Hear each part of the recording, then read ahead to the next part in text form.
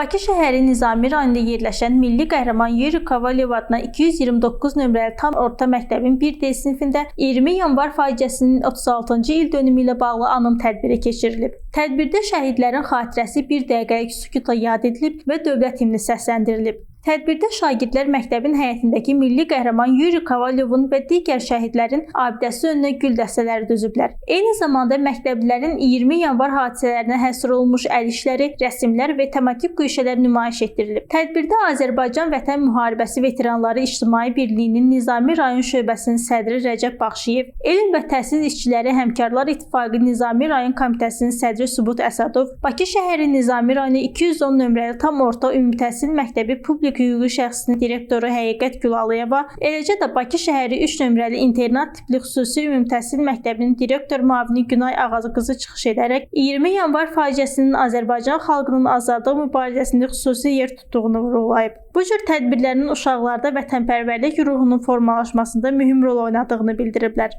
Sonda şagirdlər 20 yanvar şəhidlərinin xatirəsini ehtiramla yad edib, şeirlər səsləndirilib, səhnəciklər nümayiş etdiriblər.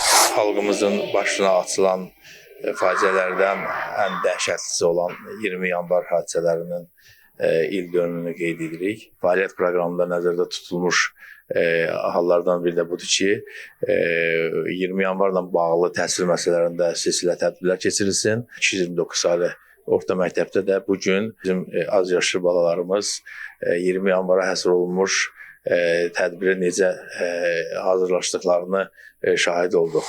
Biz məktəb olaraq həmişə istər 20 yanvar şəhidləri olsun, istər bizim Qarabağ müharibəsi şəhidləri olsun, biz həmişə onların xatirəsini yad edirik.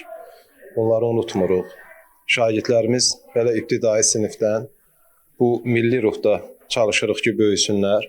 Uşaqlarımızı Azərbaycanın milli mənəvi dəyərlərinə bağlı böyüdək. Keçmişimizi unutmasınlar. Şəhidlərimizi heç vaxt yaddan çıxarmasınlar. Çünki bizim bugün müstəqil dövlət olmağımızın səbəbkarı onlardır. Biz onlara borcluyuq hər zaman. Seyranə Quliyeva, Heydər Həsənli, Misya TV.